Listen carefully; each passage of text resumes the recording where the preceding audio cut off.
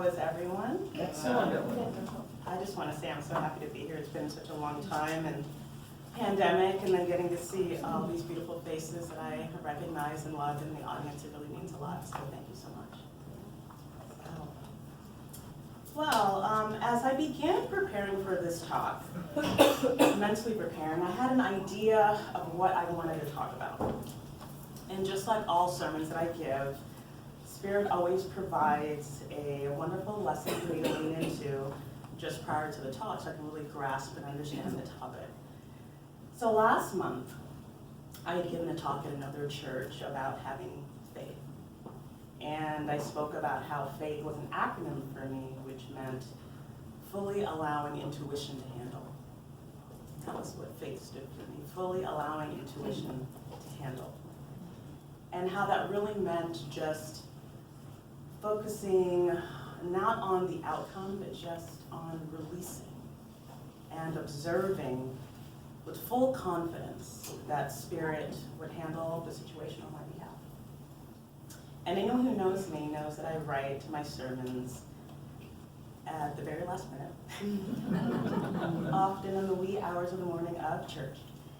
And but last month I had a full week of events, so I couldn't wait until the last minute. So I'd actually gotten it done days before with plenty of time to spare because I just didn't have the time to be last minute. So one of those events that I planned to attend was my friend's birthday party the day before. And I hadn't seen this friend since before the pandemic, and so I was looking forward to celebrating with her and all of our mutual friends.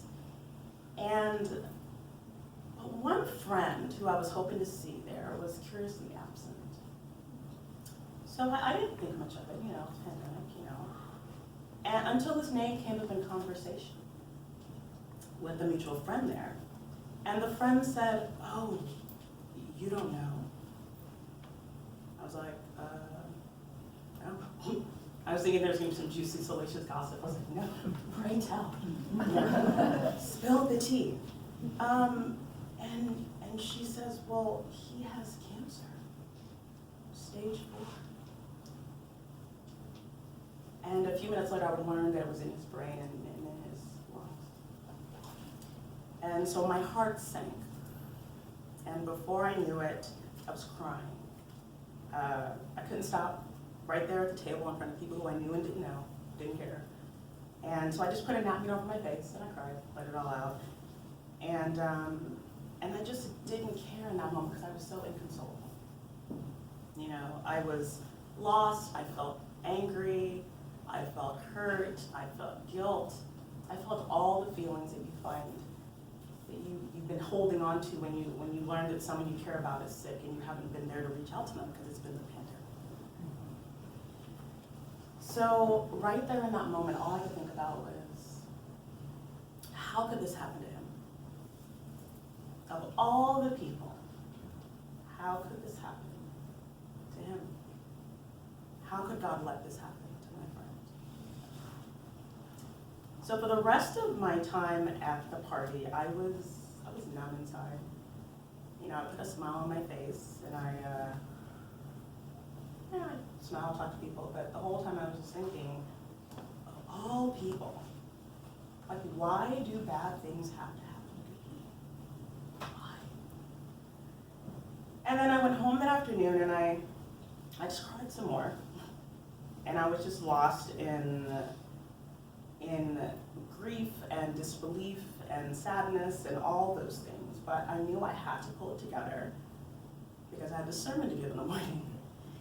And so I turned my focus to that sermon that I had been writing on having faith. Yet my logical mind was stuck on the fact that stage 4 cancer is something that is incurable, and no amount of faith could change that fact. So the truth of the matter was that as I read over and edited my sermon later that day, I questioned if I really, in that moment, could believe the words that I read. Did I really have faith? Have I really relinquished control of the situation I found myself in? Could I really allow Spirit to guide my thoughts in this moment? Or am I sitting there questioning the fairness of God and spirit and the universe regarding my friend's cancer diagnosis? I found myself in the position that many of us have been. We've been irritated with God of the universe for things that happen to us and around us. And this was truly a test of my talk the next morning. So I did the talk, it went fine, but I just wasn't feeling it, But after I got home and after I had that talk, I realized that I needed to continue that topic today. And I felt like it was probably one of the most common struggles that we have, grappling with having faith when bad things happen. And so a few days after that sermon last month, I was finally able to schedule a Zoom call with my friend. And of course, instead of being focused on the gravity of the situation, he was delighted to find out all the things that I've been doing. And he filled me in on all the wonderfully divine lessons and downloads that he had been receiving since his diagnosis. So after I got off the Zoom call with him, I cried. But just a little. But somehow I was comforted. I felt I was better able to accept the reality of the situation. And I was still able to somehow hold on to my faith that everything was working out according to plan. And as I sat down a few days after that call with him to begin to ponder this talk, I was reminded of a conversation that I had with this same friend in 2019. And over tea one day, we talked about the whole good and bad concept and how we should just look at an experience as just that, the experience. Because in truth, nothing is really good or bad. It just is. And as you know, the human mind is limited because our mind can only conceive of what is experienced in this lifetime. And because of our limited minds, in order to make sense of something, we have to assign some label to it. Whether it be male, female, black, white, good, bad, whatever, we need to assign a label so we can connect it to an experience that we've had before.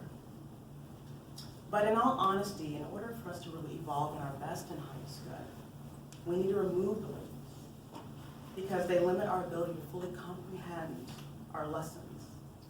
And the lessons show us who we really are and who we have the potential to be in this life. Also, labels really aren't fully accurate because they cause us to seek a reinforcement of our human conditions, emotions that are tied to that experience. So in other words, with a bad experience, all my friends will sympathize with me and allow me to thereby sit in that sad emotion and hold on to it, maybe become a victim in that moment. Perhaps longer than I should, because we all have that basic need to feel supported when something negative happens to us. Now don't get me wrong, feeling your feelings and emotions, it's a good thing. It is. But just like energy needs to flow or we suffer a block, our emotions need to flow in and out. Otherwise, we suffer an emotional block. However, when we can detach from the emotion and just look at something as an experience, we allow the feelings to gently pass, and we become a wise observer. And we can see the entire picture, clear picture, versus just a sliver of time that we're involved in. In other words, we can see all the actors in the play, not just who we're dialoguing with in that particular scene. And in this wise observer role, this 360-degree view that we have of everything allows us to make better decisions as we move forward and better able to see the lesson that our soul needs in order to grow and evolve and move forward spiritually and emotionally. So all of these thoughts and concepts that I just mentioned sprang from that conversation in 2019 with this particular friend. And Here we are 2 years later, playing out those very words that we talked about. And as I talked to him that day, he explained all of the marvelous things he'd been experiencing on this new journey, he called it. Having more meaningful conversations with people because they knew that he'd probably not be alive that long. Receiving downloads from his higher self that dissolved all his illusions regarding our current reality and our time and space here on the earth plane. He had detached from the emotion and became the wise observer. And in that role, he was able to see past the constructs and illusions and enter a state of divine truth regarding his soul's journey in this lifetime. It was truly a beautiful thing to watch. And it gave me a new perspective of something. That sometimes the lesson isn't for us. We're just meant to observe another's experience so that we can shift and grow. After all, Earth is where we come to learn and evolve. So in case you haven't heard, we're all enrolled in Earth School right now, in case you didn't know, to let you know. And after we applied for admission and got our acceptance letters, each and every one of us committed to a different major or area of study before we began our academic journey, i.e. before we were born. And just like any university where you would have different teachers for your classes, in Earth School, you have different teachers, i.e. parents, friends, lovers, coworkers, etc., to teach you life lessons that you are meant to learn. Just like any university where you make lifelong friends in some of your classes, and occasionally have classmates who you can't stand to be around. In Earth School, you gravitate towards your tribe, and they become your biggest supporters. And collectively, you move through life, and you'll also come across people who have the capacity to make your life miserable if you let them. And just like any university where we sometimes have a tough professor and end up failing a class, in Earth School, you will encounter circumstances, i.e. illnesses, tragedies, deaths, that knock you down and make you question your choice to even enroll in the school. The school we call it. And just like any university, where you're able to graduate early, in Earth School, we will sometimes lose friends and loved ones who graduate much earlier than we'd expected or wanted. These are all the lessons that we learn as part of our major in Earth School. So the question for you is, what did you decide to major in? In other words, what lesson did you come to fully study here on Earth? For some of us, we came to study patience. For others, we wanted to major in learning the meaning of unconditional love. Yet for many, it was learning to trust. So for me, because I'm an overachiever apparently, I wanted to double major in learning to trust and cultivating faith. And when I look back over my life and many of my life lessons, I noticed that they revolved around learning to trust, both myself and others, and having the faith when my conscious mind chooses not to see outside the box of human constriction. These are the two courses that I have failed and repeated over time. But now, I have new teachers for these classes, and I think I'm finally passing. In these classes, I have learned through many homework assignments, quizzes, and exams that things happen for us, not to us. And that the universe is actively conspiring for our best and highest good at all times, often despite our own stubborn free will. So what does all this have to do with anything? You're probably thinking, you still haven't answered the question of why bad things happen to good people. Well, it's my belief that bad things don't happen to good people.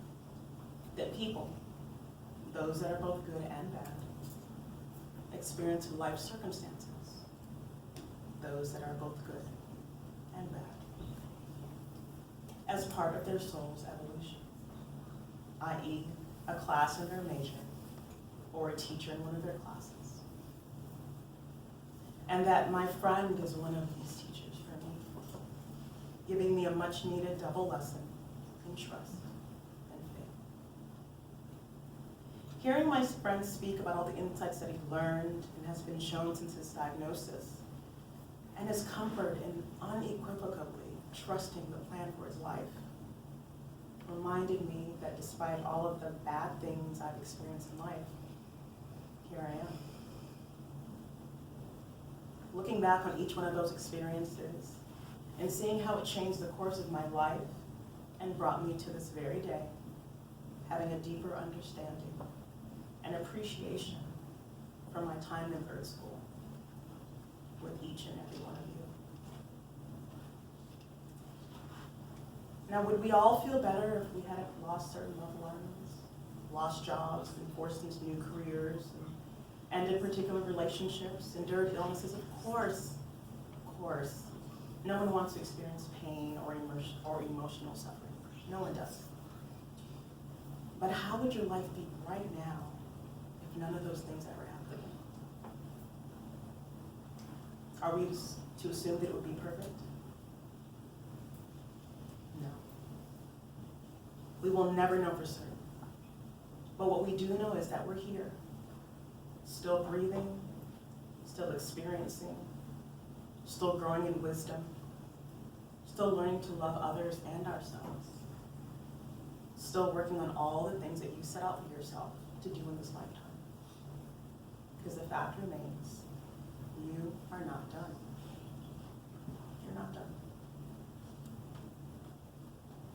So to those of us whose loved ones' graduation from Earth School rocked us and caused us to question our faith, let us stand firm in knowing that their major was different from our own.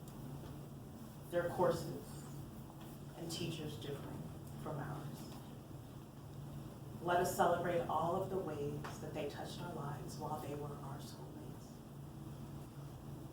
For me, I now understand that my friend's conversation with me back in 2019 was preparing us both for his diagnosis 2 years later. Spirit knows I have a deep need to make sense of everything that happens in my life, and I always look to prepare myself for what lay ahead. So yes, I see that all of that was class preparation for my core studies on trust and faith. That 2-year-old conversation, my talk last month on faith, my Zoom calls with him over the last few weeks, to even yesterday. So he doesn't know that I would be talking about this topic today, or that this sermon will be like him. He has no idea, so he knows when he watches this. But as Spirit would have it, I randomly received a text from him yesterday, thanking me for our Zoom call that we had last week. And at the end of the text, he wrote, "Thank you for being such a very loving friend.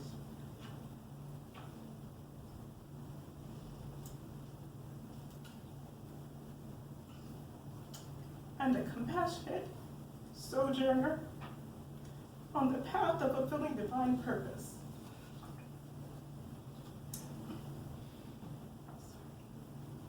So, like my last sermon that I'd gotten done several days before, due to my busy week, I'd also done the same thing this time. So yesterday I was just going to edit it and just read over it a few times and be done. And then I get his text.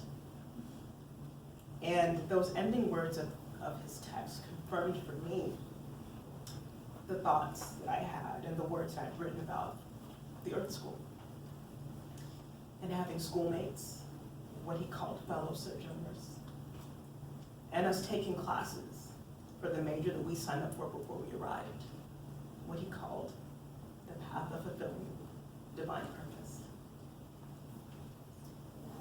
So I'm thankful to my dear friend for being one of my most treasured schoolmates in the art school, and for being a professor in my double major of trust and faith, for being an inspiring classmate by allowing his life experience to give me new perspective and help me evolve myself. I wish for all of you to pass your class with flying colors and to show yourself grace, kindness when you fail, and most of all, to just have faith in yourself and trust the decision that you made to come to Earth School. I want you to continue to evolve, to learn, to grow, up to your graduation day and beyond, because you are all divine. Thank you.